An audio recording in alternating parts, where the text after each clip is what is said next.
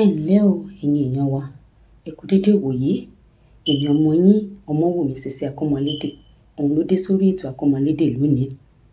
Ní òní, a dúpẹ́ lọ́wọ́ gbogbo ẹ̀yin èèyàn wa tí ẹ ti ń bá wa tẹ bọ́tìnì pupa, fún ẹ̀yin tí ẹ ń bá wa wo gbogbo àwọn fọ́nrán tí a ti ń ṣe síta tí ẹ ń gbà wá ní ìmọ̀ràn. Ẹ ṣé àdúpẹ́, ẹ bá wa tẹ bọ́tìnì pupa náà, ẹ bá wa fún àwọn ọ̀rẹ́ yín ọmọdé àgbà kí wọ́n wò ó, ẹ lè gbà wá ní ìmọ̀ràn lórí àwọn ẹ̀rọ wa tó wà lórí ibi ìsàlẹ̀ ohun tí à ń ṣe lọ́wọ́. Ẹ ṣé o àdúpẹ́. Lónìí a máa tẹ̀síwájú, a máa ṣe ohun kékeré tó dá lórí aṣọ wíwọ̀ àti ohun ọ̀ṣọ́ ara. Gẹ́gẹ́ bí ẹ ṣe mọ̀, a ti ṣe ẹ̀yà ara kọjá. Fún ẹ̀yin tí ẹ ti wò, ẹ lọ wo fọ́nrán náà fún àwọn ẹ̀yà ara wa. Ní báyìí lónìí a máa ṣe aṣọ wíwọ̀. A máa bẹ̀rẹ̀ pẹ̀lú aṣọ wíwọ̀. Àgọ́ ara wa a ní láti tún ṣe.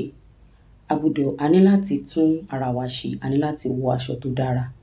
A ní láti wọ aṣọ tí àwọn ènìyàn bá rí wa tí wọ́n máa mọ orí ènìyàn tí a jẹ́. Gẹ́gẹ́ bí àwọn ènìyàn ṣe máa ń sọ pé nǹkan tí a bá wọ̀ làwọn èèyàn fi máa mọ orí èèyàn tí a jẹ́. Bẹ́ẹ̀ gẹ́lẹ́ ni tí a bá ní ká sọ aṣọ wíwọ̀, ó dára, ó buyì kún ara wa, ó jẹ́ kí ó bo àṣírí àwọn ẹ̀yà ara wa.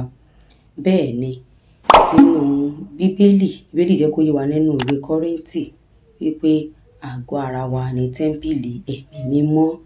Ọwọ́ Ọlọ́run ni a ti gbà á.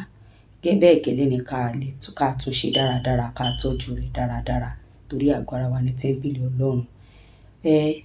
Aṣọ wíwọ̀, tí a bá ń sọ̀rọ̀ aṣọ wíwọ̀, a máa sọ̀rọ̀ nípa ìró, òun ni à ń pè ní wrapper.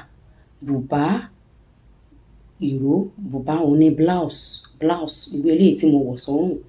Gèlè òun ni à ń pè ní scarf, bí irú eléyìí tí mo dé sórí. Fìlà òun ni cap. Gèlè òun ni scarf, irú eléyìí tí mo dé sórí. Blouse òun ni bùbá, bí irú eléyìí tí mo wọ̀ sọ́rùn. Bẹ́ẹ̀ gẹ́lẹ́ òun ni a fi ń hàn wá. Ṣòkòtò òun là ń pè ní trouser. Bàǹtẹ́ òun ni belt tí àwọn ọkùnrin máa ń lò. Bẹ́ẹ̀ ni a lè pe scarf náà ní ìborí. A máa ń wọ àwọ̀tẹ́lẹ̀ sínú aṣọ tí a mọ̀ sí underwear. Àwọ̀tẹ́lẹ̀ òun ni a mọ̀ sí underwear. Belt òun ni a pè ní bàǹtẹ́ tàbí ìgbàdí. Skirt òun ni a pè ní yẹ̀rì tàbí síkẹ́ẹ̀tì. Short òun ni à ń pè ní kaba tàbí níkà. Short or níkà òun là ń pè ní kaba. Ìró òun là ń pè ní wrapper. Bùbá òun ni blouse. Gèlè òun ni scarf. Àwọ̀tẹ́lẹ̀ òun ni a mọ̀ sí underwear. Mo máa tún sọ lẹ́ẹ̀kan sí. Gèlè òun la mọ̀ sí scarf. A lè pe gèlè ní scarf. A lè pe ìborí ní scarf. A lè pe fìlà ní cap. Bùbá bí irú eléyìí tí mo wọ̀ sọ́rùn, òun ni a pè ní blouse. Yẹ̀rì òun ni a máa ń pè ní skirt. Yẹ̀rì tàbí síkẹ́ẹ̀tì òun la ń pè ní skirt. Ṣòkòtò òun la máa ń pè ní trouser. Àwọn kan ń pè ní pants. Trouser or pants òun la ń pè ní ṣòkòtò.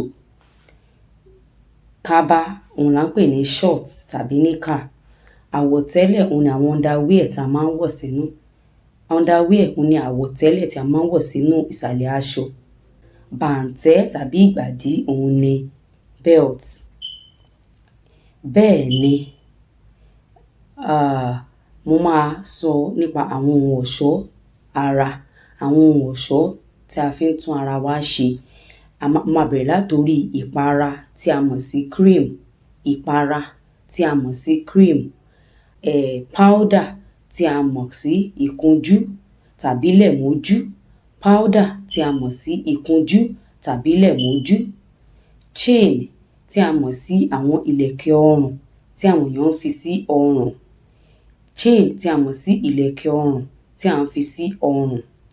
Ìyẹtí òun la mọ̀ sí earring. Earring òun ni a mọ̀ sí ìyẹtí tí àwọn èèyàn ń fi sí etí.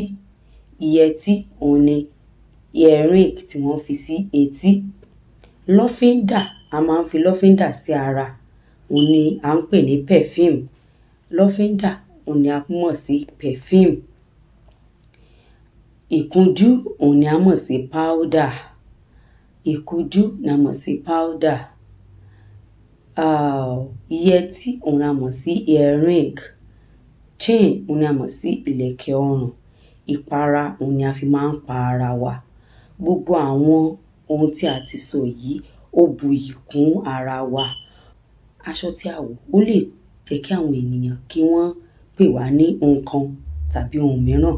Gẹ́gẹ́ bí àwọn olóyìnbó ṣe máa ń sọ, show me who you are, dress like you will be called. Ẹ múra bí ẹ ṣe máa fẹ́ kí wọ́n pè yín.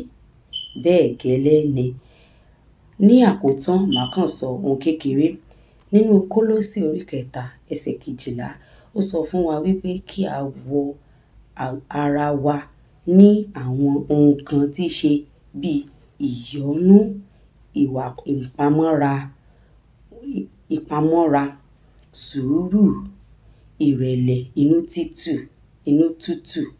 Bẹ́ẹ̀ ni, yàtọ̀ sí ẹ̀yà ara wa, kí a tọ́jú tẹ́ḿpìlì wa ti ẹ̀mí, kí a tọ́jú tẹ́ḿpìlì wa ti ẹ̀mí, kí a ka ìwé mímọ́, kí a gbàdúrà. Ibi ni màá dánu dúró lónìí lórí ètò sísè àkọmọlédè. Fún ẹ̀yin tí ẹ̀ ń bá wa kálọ, ẹ bá wa tẹ bọ́tìnì pupa. Ẹ ṣé, a dúpẹ́ o.